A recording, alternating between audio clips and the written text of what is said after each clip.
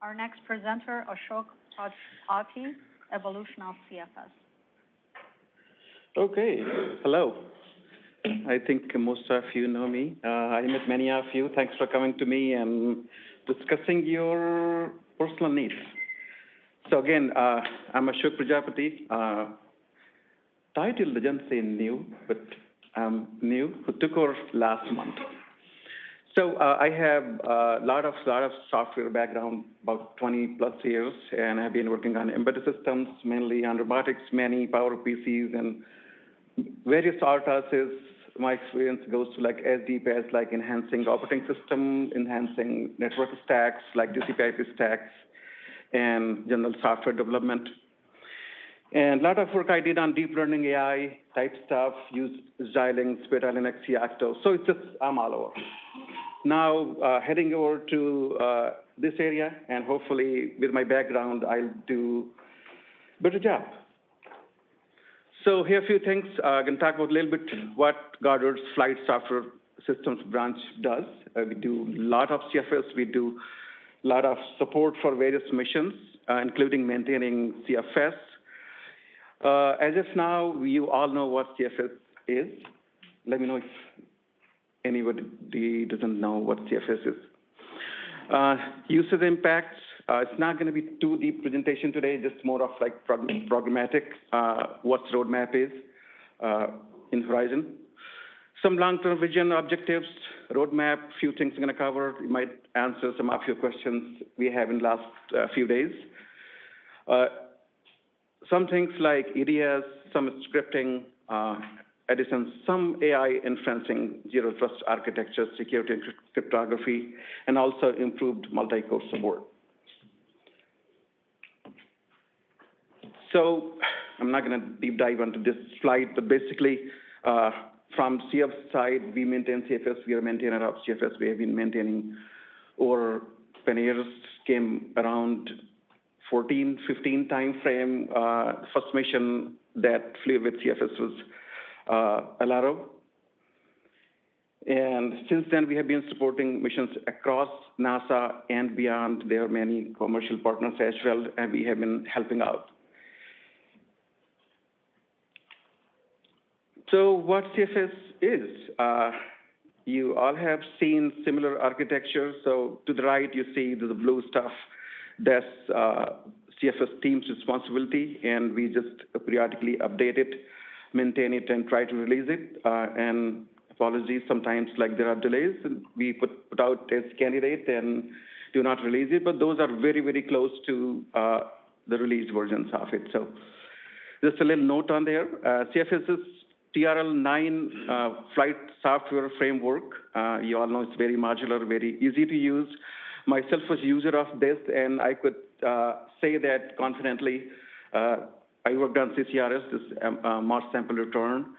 Emily mentioned this morning, that was a project I was on trying to get sample back to the Earth. So on that, I was leading a robotics team, basically software, and I can say that like, we started using cFS, and initially the decision was just use some heritage. But then at some point, the decision was like, oh, we have to work from scratch. So I was responsible to make that decision, and basically what I can say is within 6 months, we were able to make our CAST motor spinning in 6 months with a very few members. So it's that easy to use. So why do we use cFS for flight software? Again, it's a faster, cheaper development, 100% reuse of common services, time management, event notification, dynamic configuration, and applications like CFDP, very cool application to get files back and forth from space. File manager, there are so many other cool applications. And plug and play capability has, so again, it's very modular architecture. So this is how it's being used within NASA, about 6 centers. You can see, I'm not going to go to and read like each individual percentage, but you can see how widely this is being used. You can see some middle block, you can say it's like being used about 40 plus missions within NASA and beyond. Historically, RST, Roman Space Telescope, CCRS, MAV, LRO, Gateway, Artemis, many more. So it has been used in many, many big missions and was very successful. And very recently, cFS was named by ISWIS. I don't remember. This is some international standard for flight software framework. So it's just getting feet everywhere. And I think we can say that this is likely most widely used flight software system in the world that we have seen in past 3 days, like almost everyone talked about, or used one or other way cFS in their projects. So these are few organizations who used it. So quality like cFS reuse reduces the effect.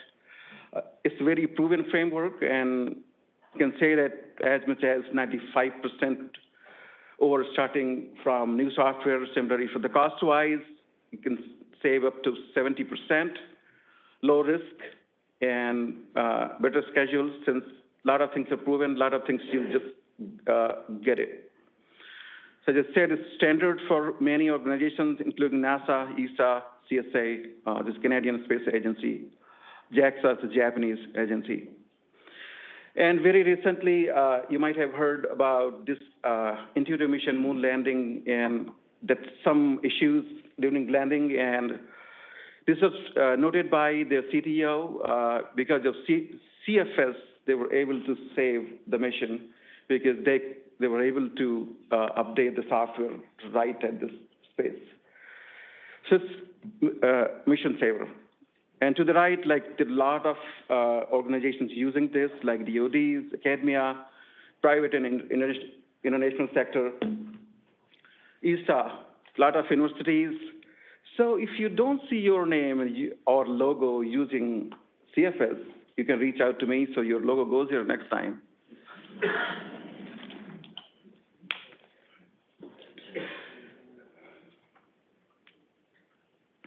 So this just notional, just current paradigm, you just, hey, get raw data, make some decision at the ground, and do whatever you want to do with that data or fire some command.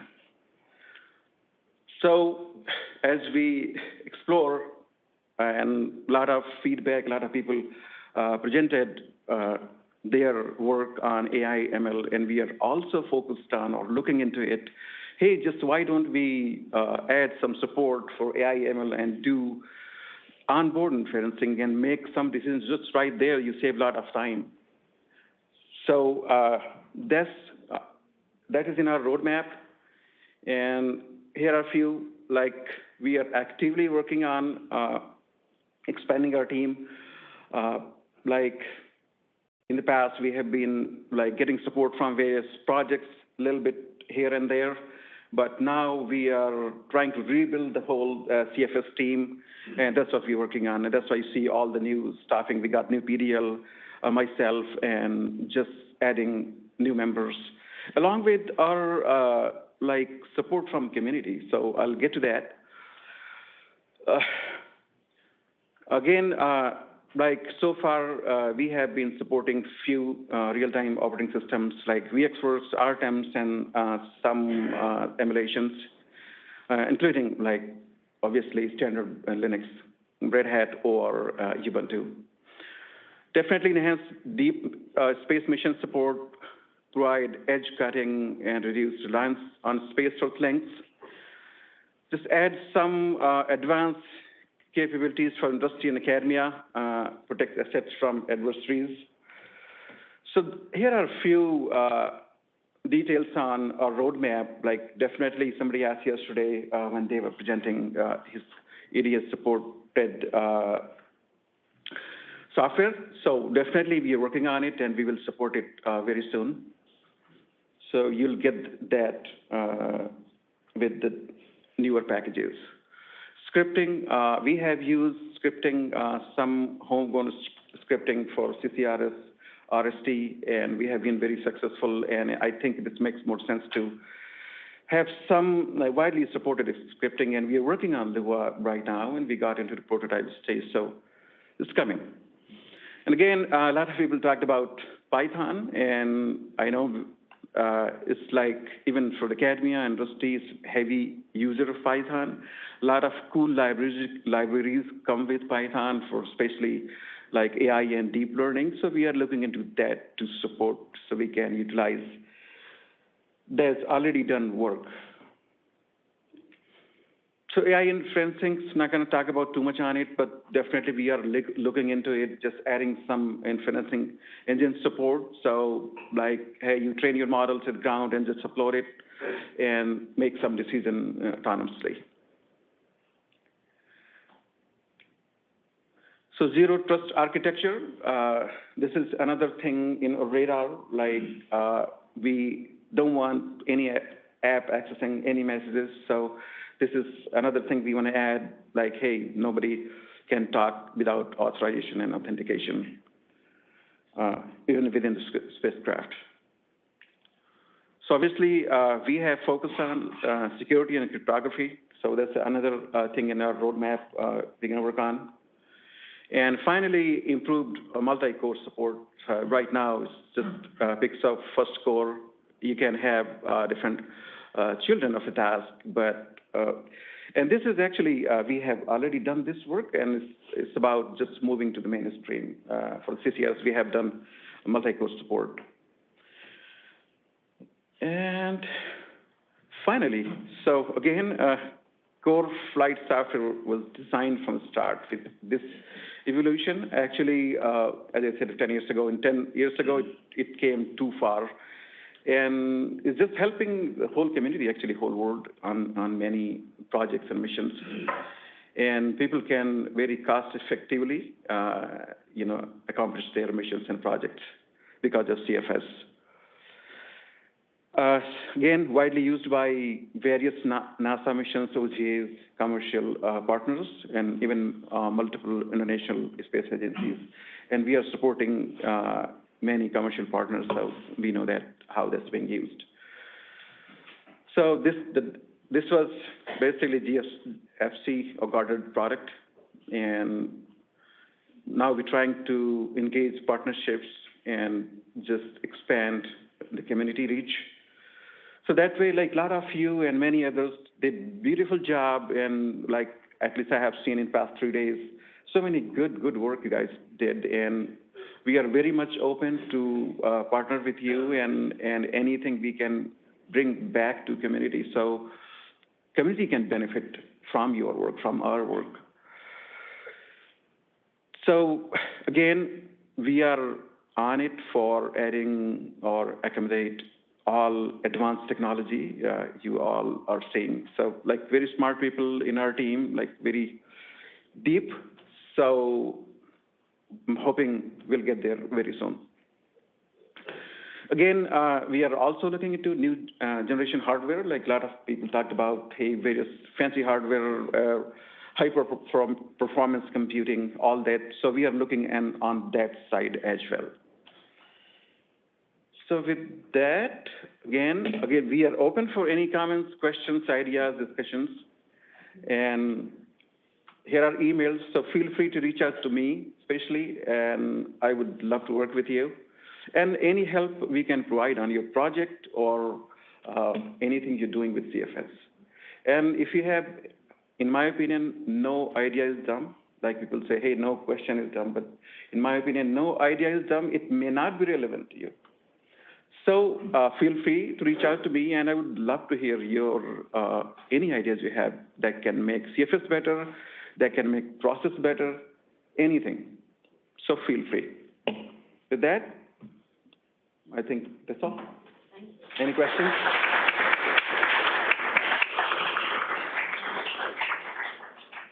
Yeah, there are a few questions online. I can go to online and come to you. Which specific DoD programs are leveraging cFS? So we cannot name that right now. I'm sorry. All right, we can go next. Yep. One thing I want to say is I have my friend and colleague, Sarah, online on Slack. So if anybody has any technical deep questions, feel free to put on the chat. We would be able to answer that. Yeah, she's online. Yeah.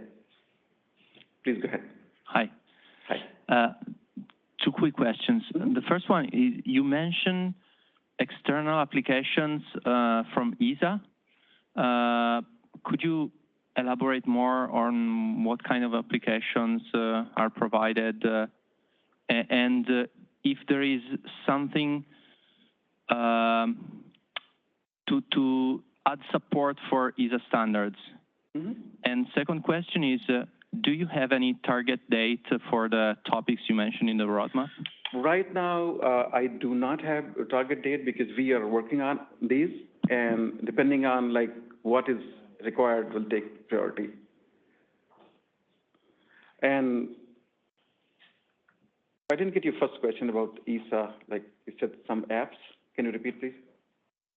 Yeah, I believe in one of the slides, you mentioned external applications developed by third parties for cFS, and was mentioned also ESA. Yeah, so what I meant was like the cFS is being used by ESA. Basically, NASA partnered with ESA for MSR.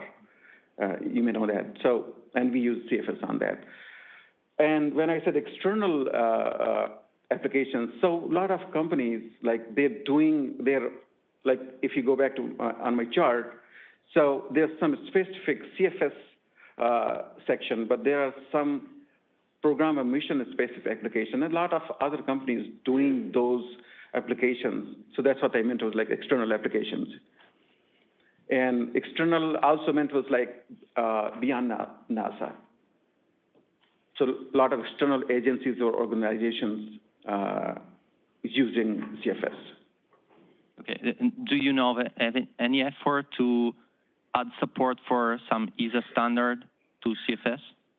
So I don't know as of now, but like, for example, basically cFS pipelines. For example, like we added support for JPL specific standards. We have obviously supported guarded ones, but definitely we'll look into other standards if how we can support them. As this is being a global product, definitely we have a vision to support many. I'll take one online and then we come for one more. When is the next release coming out? They are looking at the default application online, and some of them are out of date.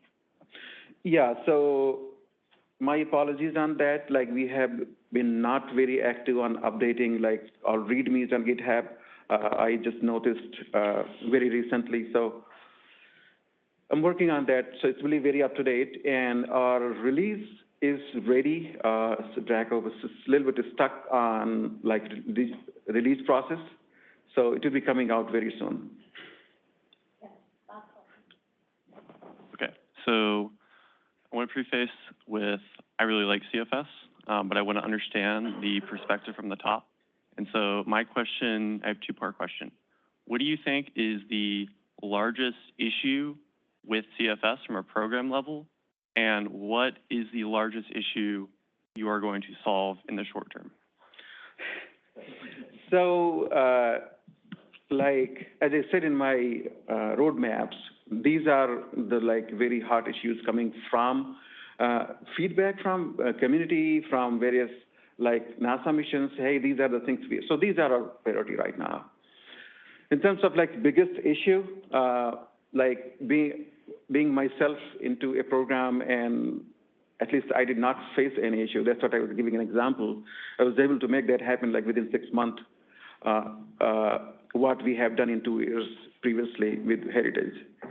So it's like so easy to use, and like I don't know like what to call it big issue, other than like these are priorities. Some technology are missing, and we need to address those. Thank you. There are a lot more questions coming up now. Please follow up with them on Slack. Okay. Thank you so much. Thank you.